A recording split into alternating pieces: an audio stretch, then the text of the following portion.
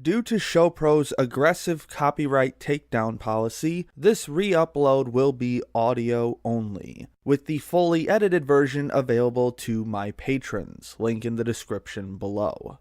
While I definitely wasn't excited to return to this one since my hate for this film is so fresh in my mind after an entire year, it was even the topic of my very first analytical video where I completely tore it a new one. Then again, it was just one scene that soured my opinion of the movie, so maybe I was being too harsh on it. Did my second viewing manage to change my mind?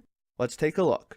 Diancie is the princess of an underground kingdom known as the Diamond Country. This kingdom is sustained through the energy emitted by its core structure, the sacred diamond. But that core is beginning to lose its power, and so Diancie must learn how to create a new sacred diamond. In order to learn how, she must travel outside the Diamond Country in search of Xerneas, whose fairy aura may be the key to unlocking Diancie's hidden abilities. Upon rewatching, I'm kinda shocked at how much of this film I actually liked a lot. It has a ton of creative ideas and a relatively low-key plot, at least compared to the other Pokemon movies, and I really like the new main character. Diancie has this princess-like personality, but she's not overly snobby or mean-spirited. She just has this royal air to her and wants to learn more about the outside world, and it made her an incredibly endearing character that I wanted to see succeed. Her character arc is hardly anything new. Person with no power goes on a journey to gain ultimate power, but I cared enough about her personally that it made it much more interesting to watch. The supporting cast can be a bit give and take though. There were a few characters that I thought had some pretty nice twists to them, and Team Rocket wasn't completely annoying like they were in the regular X and Y TV series, although they were certainly trying to reach that point. However, some of the other villains are just kinda one-note templates that are only there to push the plot in the right direction, and it makes them far less memorable than they should have been. Also, there's some weird romance subplot that shows up at the very end, and I just have no idea where that came from. Yveltal was pretty awesome to watch though, bringing back a bit of that Lovecraftian horror concept that I mentioned during the Gen 4 movies. Just one flap of this guy's wings shows you how powerful he is, and it makes for a very intimidating final boss. It really isn't until the last 10 minutes that this movie starts to shit itself, but boy does it ever shit itself. I'm not gonna go too much into detail since I already did a shot-by-shot breakdown in my aforementioned analytical video, but suffice to say that the climax and resolution somehow managed to miss almost every single important emotional payoff and attempt to manufacture a tearjerker scene in the most underhanded way possible. It's almost offensive to me as a Pokemon fan with how much this ending misses the mark.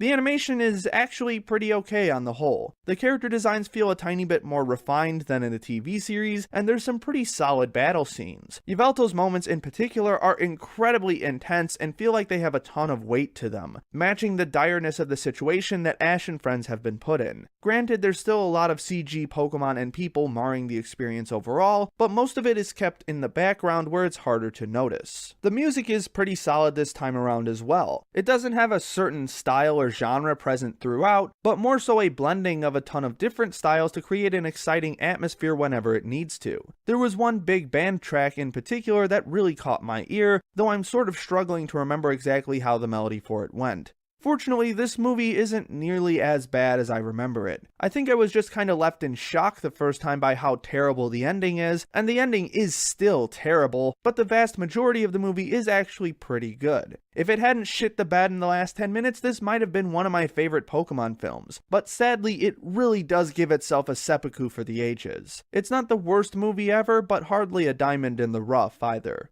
Thanks for watching everyone. Tomorrow we'll take another detour to discuss some of the Pikachu shorts that have aired over the years. And don't forget to check out my other content while you wait. Special thanks to Jan Rogalski, Rourke Tinjoin, JJJ User, Kushina Minami, and all my other patrons for their generous support.